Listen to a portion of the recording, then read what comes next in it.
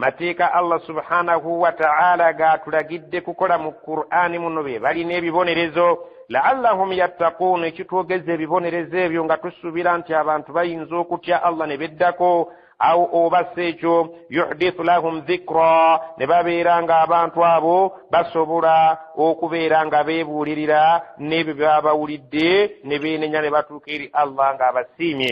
Fata'ala Allahul malikul haqq wa la ta'jal bil qur'ani min qabli an yuqda ilayka wahyuhu wa qur rabbi zidni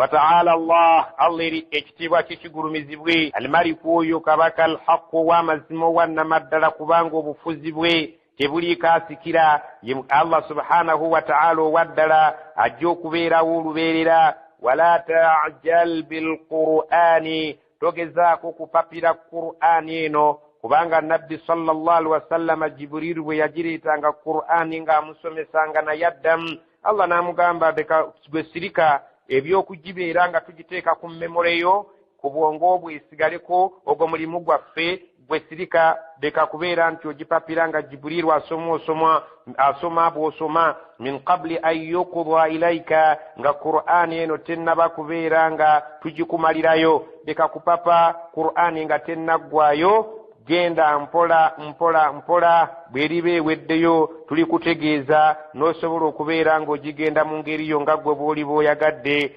Allah subhanahu wa ta'ala kyagamba wala ta'jal bilqur'ani leka kubeera nga opapa Qur'ani eno okugitegeera amangu basoma nedda gwe sirika fe tujja kugiteeka ku mutima gwo min qabli an yuqda ilayka wahyuhu ng'obubaka bwayo bwe tukusindikira tebunnaba kuggwayo bwe buliba buweddeyo tuli kutegeeza nti kati buweddeyo tandika okubeera nga gwogisoma mu ngeri yo. Jibrilu bw'aba amaliriza ekitundu nga tuga nti kikiweddeyo bwe kiddemu ojja kwesanga nga kijja kyokka ku mutima gwo kimaze okuyingira. Waqul rabbi zidni ilma ate oyogere nga lunye ng'ogamba nti ayi Allah nnyongere okumanya mbeera omukugu mu mateeka ago nga tegeere ntuuke ku levo egategeera nga bwe wali oyagala mbeere nga ngategeera. ولقد عهدنا إلى آدم من قبل فنسي ولم نجد له عزما ولقد عهدنا إلى آدم mazima twakolana Adamu endagaano yaffe min qablu olubereberye nga tonnaba kubeerawo fanasiya ebisinga n'abyerabira walam najid lahu azman tetwamusangamu buvumu busobola kunywerera ku ndagaano eyo. Endagaano yaffe yajawukanako twamugamba tuli omuti ebiseera byayitawo bitono ne twesanga ng'ate omuti gwe twagaana okugulya y'ate ng'ataaguliddeko n'atakozesa buvumu bumala. Allah subhanahu wa ta'ala agamba nabbi Muhammad togezaako okubeera ng'ova ku mulamwa kozesa obuvumu tofaanagana jjajjaawo gwe twakola naye endagaano ne twesanga ng'ate endagaano ye takozesezza buvumu kubeera nti agyenywerezaako. وإذ قلنا للملائكة اسجدوا لآدم فسجدوا إلا إبليس أبى.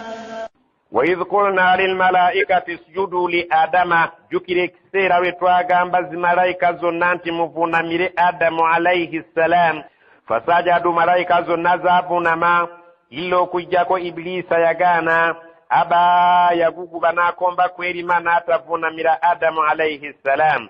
فقلنا يا آدم إن هذا عدو لك ولزوجك فلا يخرجنكما من الجنة فتشقى. فقلنا يا آدم نتمغامب وانجي آدم إن هذا مزمون إبليس بولا بياغانيو كفونا ميرو تتجد كفانا ليرو عدو لك يمرابيو نامبيمو وولانغو walizawujika ne era mulabe wa mukyalawo fala yukhrijannakuma mumwegendereze tagezangako mwembiriri okubeera nga abafulumya minal jannati mujjana fatashqa Adamu bw'onookikola ojja kusanga obuzibu mu nsi okunoonyaako okulya nga ddala mu ntuuyo mw'olijja ekyokulya kubanga mujjana tuli batukugobyemu mw'obadde olyanga tokabasanye. inna laka alla tajuu'a fiiha wala ta'ra inna laka mazmulina Adamu alayhi salam alla tajua fiha bunuba ng'okyali mu jjana togenda kubeera ng'owulira ku kiyitibwa njala wala ta'ra wadde okubeera nti olibeerako obwereere nti ebifo ebyo ebyensonyi bibeere nga biyitira bweru nedda.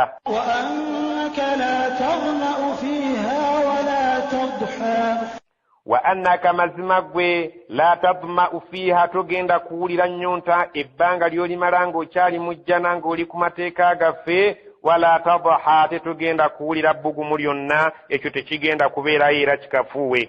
فوسوس إليه الشيطان قال يا آدم هل أدلك على شجرة الخلد وملك لا يبلى فوسوس إليه الشيطان ستاني نيموليتا موسواسي ستاني تياباندالا ebbanga lyatuuka neemutwalira wasuwasuwa ye mulabankanye qala neemugamba ya Adamu wange gwe Adamu hal adulluka oyagala nkulagirireyooko ala shajarati lkhuldi ku muti ogukuuma omuntu n'abeera nga si waakufa lubeerera ali mu bulamu nga tebukyuka tagenda kufa wa mulkin la yabla n'obufuzi obutagenda kusaanawo ng'omuntu bw'ayagala ennyo obulamu obutafa omuntu bw'ayagala ekitiibwa ky'obutakimugjaako nga Allah subhanahu wa ta'ala bw'atyo bwe yayisiza ekikemo kya sitaani eri sitaani n'akitwalira Adamu alayhi salam ng'amulaga nti oyagala nkulagirire omuti ogunaakuwa obulamu obw'olubeerera nga tuli waakufa ate nga n'obufuzi bwo tebugenda kusaanawo osigale mu kitiibwa ekyannamaddala mpaka lasiti. فأكلا منها فبدت لهما سوآتهما وطفقا يخصفان عليهما من ورق الجنة وعصى آدم ربه فغوى.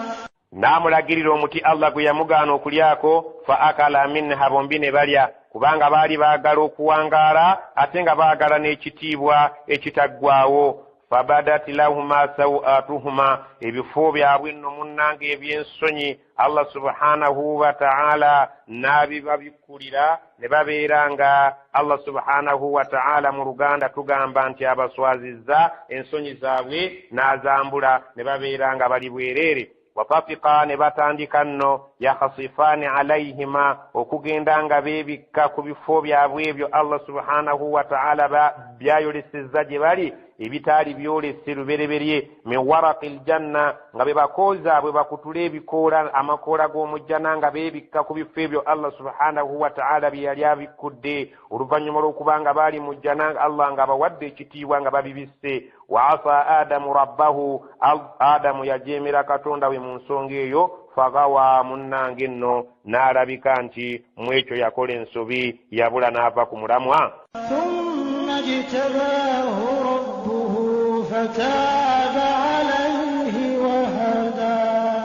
thumma oluvannyuma jitabaahu rabbuhu Katonda we yamulonda buto fataaba alayhi wahada n'amwenenyeza.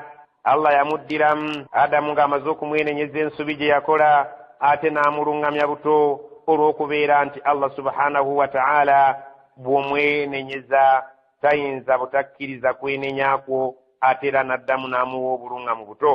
قال اهبطا منها جميعا بعضكم لبعض عدو فإما يأتينكم مني هدى فمن اتبع هداي فلا يضل ولا يشقى.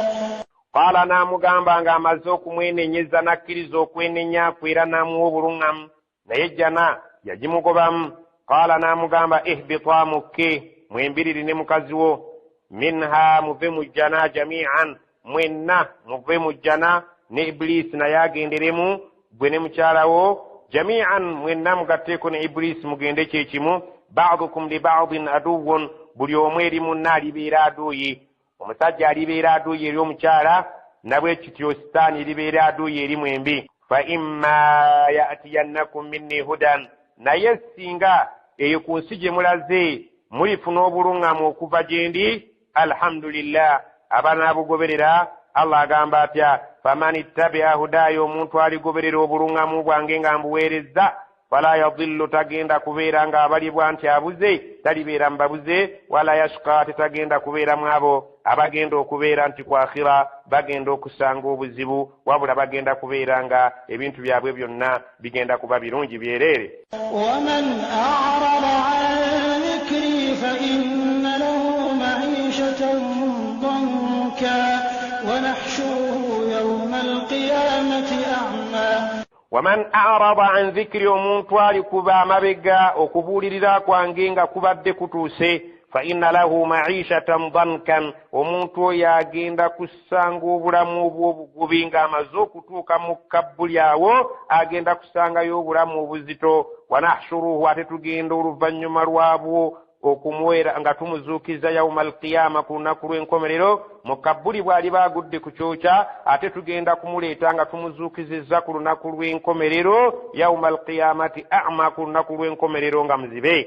olunaku lw'enkomerero agenda kuzuukira muzibe, so nga ate mu kabbuli agenda kubeera ng'asangayo obulamu obutali bwangu n'akamu.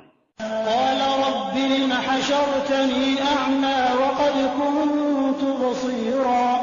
Qala, agenda kugamba rabbi katonda wange, lima lwaki hashartani onzuukizizza, lwaki ku lunaku lw'enkomerero olwaleero nze bwe mbadde nzuukira onzuukizizza a'ma nga ndi muzibe, wakad kuntu basiran ng'ate ku bulamu bw'ensi nali ndaba. lwaki olwaleero nteese ku kizibu n'onzuukiza nga ndi muzibe ng'ate ku nsi nali nga ndaba? okubeera muzibe tekigenda kugaana kutambula kutuuka mu bbaliro Allah gy'akwetaaga, kubanga waliwo bamuzibe abatambula mu nsi muno ne babeera ng'ate batuuka ku bigendererwa byabwe. قال كذلك أتتك آياتنا فنسيتها وكذلك اليوم تنسى. قال, agenda kumugamba kadhalika bwe kityo, atatika ayatuna, amateeka gaffe gakujjira, fanasiitaha n'ogeerabira n'ogeefuulirako muzibe nga togalabawo. wakadhalika alyawma tunsa, bwe kityo naffe olwaleero bwerabiddwa okukuddiza amaaso go ge wali ku nsingo oyina, kubanga wano tegayinza kugasa, era tugenza okulaba nga kutengejjera bwereere ne tukwerabira naffe, naye nga Allah subhanahu wa ta'ala teyeerabira, wabula ng'akikoze mu bugenderevu olw'okukulumya nti ku nsi weerabira amateeka ge n'ogeefuulirako muzibe n'otagalabawo, kati naye akufudde ng'atakulaba so ng'ataakulaba, osobole okubeera ng'owulira obulumi obw'embeera eyo gye weeyisangamu. وكذلك نجزي من أسرف ولم يؤمن بآيات ربه ولعذاب الآخرة أشد وأبقى. وكذلك bwekityo najizi bwe tugenda okusasula man asrafa, yenna ali kuno ku nsi ng'ayonoona n'ayita ne we yandikomye, walam yu'min bi ayati rabbihi, era nga takkiriza amateeka ga Allah omulezi we oyo omusaasizi, wal'adhabu al-akhirah, naye ng'ate tumukakasa ku nsi yadde nga tukumaze okukussaako obuzito, ne mu ntaana nga tukussizzaako obuzito, naye jjukira nti wala adhabu al-akhirati ashaddu wa abqa, kyo ekibonerezo ky'akhira ate kiri sinziggu, ate nga kyalubeerera si kyakutukawo emirembe n'ennaku.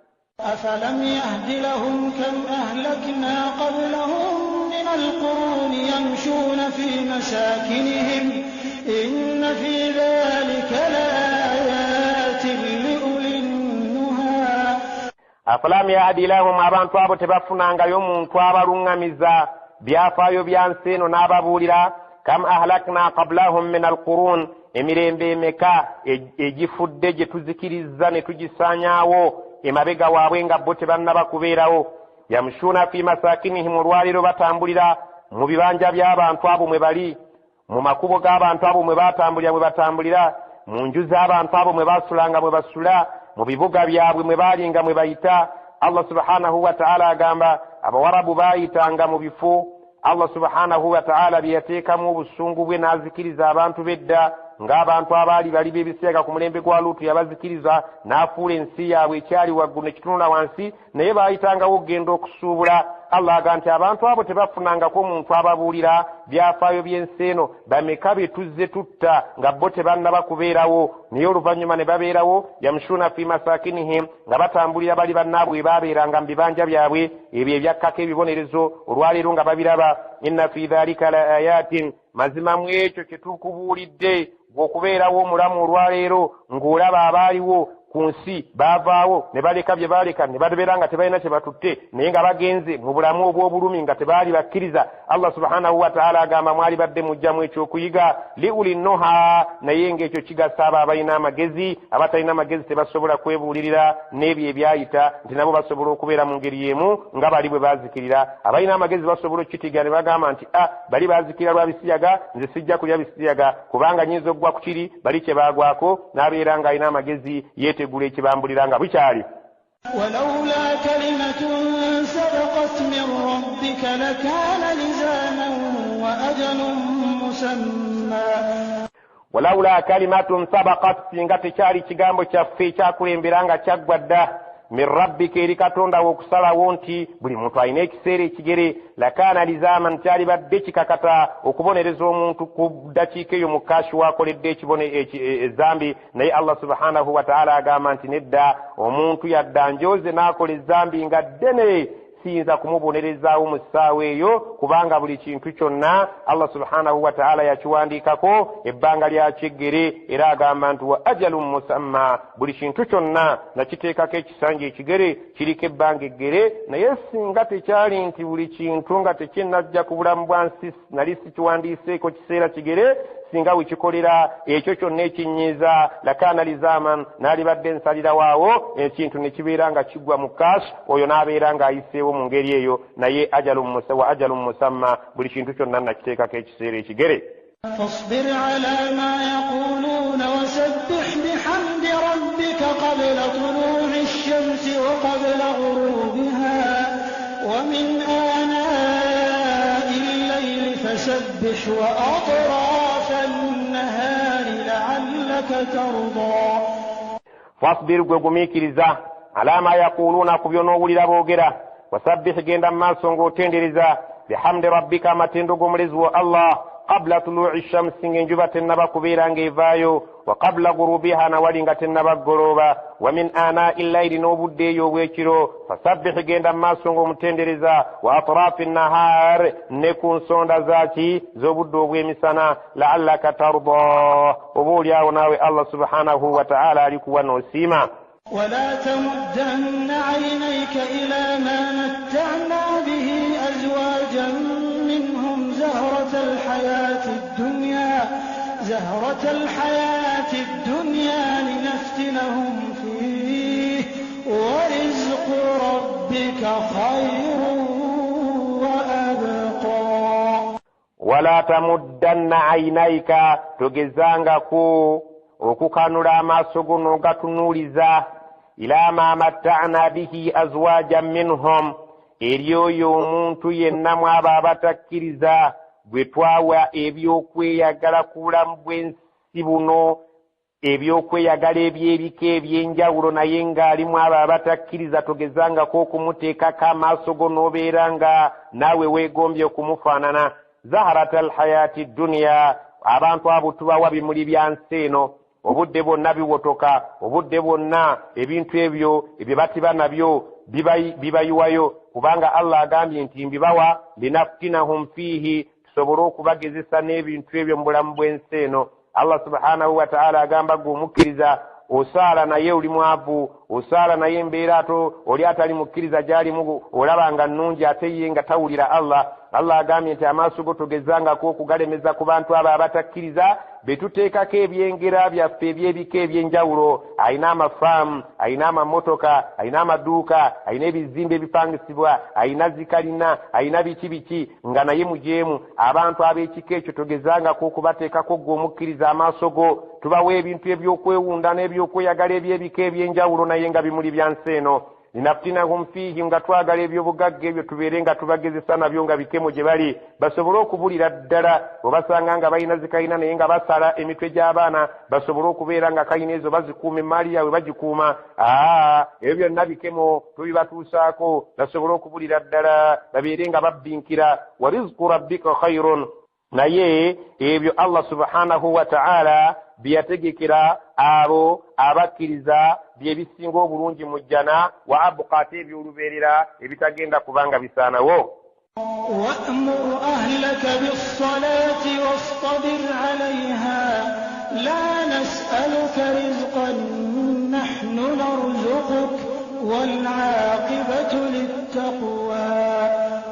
وأمر أهلك بالصلاة لقد أبانت بيوكاو كسالة واصطبر عليها توقمي كريزينغا كشيغامبو الصلاة كبانغا سيكانغو إلى الله يقام أنت واستعينوا بالصبر والصلاة وإنها لكبيرة إلا على الخاشعين. الله يقام أنت مقمي كريزي الصلاة يسينيانغو كجاكيريا باتي الله يقام أنت مقمي كريزانغا kuswala bw'obanga ogenda okusaala oluusi yeetaagisa nga tonnagisaala kunaaba mubiri, oluusi yeetaagisa amazzi naye ng'oluusi omubiri gw'ogatya, oluusi oli mulwadde naye ng'atolina okusaala kubanga omuntu eswala temusonyiibwa okuggyako ng'atuuse ku extent y'okubeera ntakyategeera. Allah subhanahu wa ta'ala agamba ne bw'obeera mu mbeera nga si nnungi gumiikiriza naye era osaale. Wa'mur ahlaka bis-salaati, n'abantu b'omu maka go, mukazi wo n'abaana abo bonna bolinako obuyinza bonna balagire ewaka wasaale.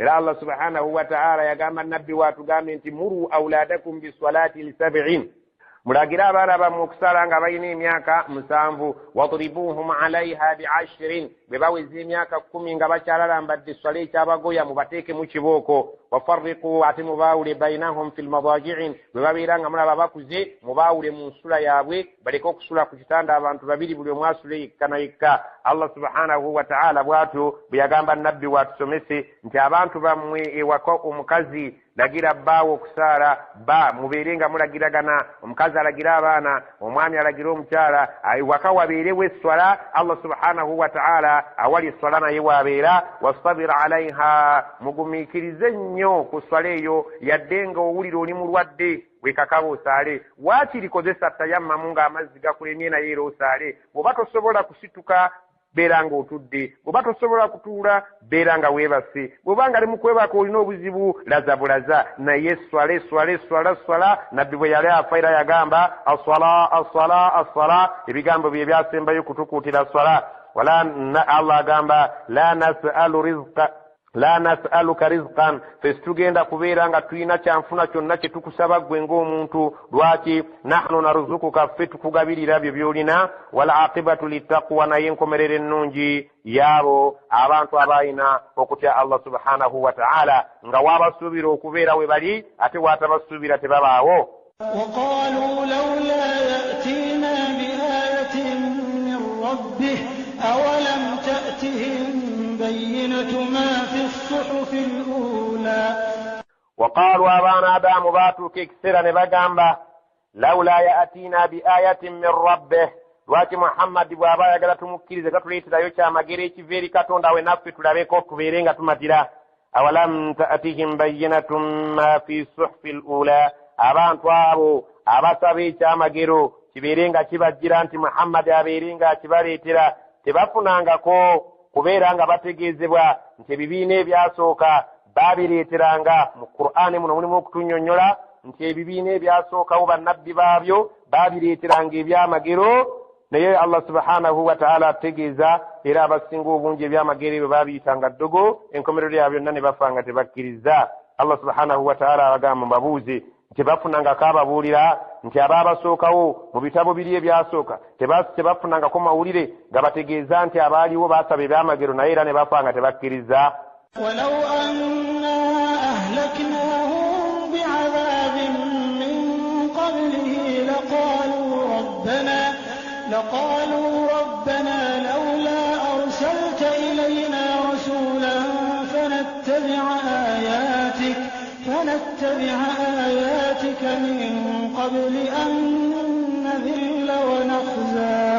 ولو أنا أهلكناهم بعذاب، singa mazima twali tuzikiriza abawarabu b'omu Makka ne tubaleetera ekibonerezo min qablihi nga sunna bakubaleetera Qur'ani na Muhammad kujja kubasomesa, laqaalu baaligambye rabbana katonda waffe lawla arsalta ilayna rasula, naffe singa watutumira omubaka fanattabi'a ayatika ne tugoberera amateeka ago nga bwe wali oyagala, min qabli an nazilla wa nakhza, min qabli an nadhilla wa nakhza nga tetunnaba kutuuka kubeera nga tuswazibwa bwe tuti n'okukakkanyizibwa bwe tuti nga tetunnaba kubeera nga otuteeka ku bibonerezo bw'ebiti ebituswaza era ebitukakkanya. Lwaki tewatuleetera omubaka n'abeera nga atuyigiriza tubeere nga tugondera ebyo by'oyagala naye otubonereza otya ate nga tewaleeta mutiisa? Kale omutiisa wuyo tumuleese abaneeyisanga bwe baagala ne basuula mu ggulu k'amateeka gaffe balinda obuswavu balinda okubeera nga bakagenda kukkakkanyizibwa ku lunaku lw'enkomerero.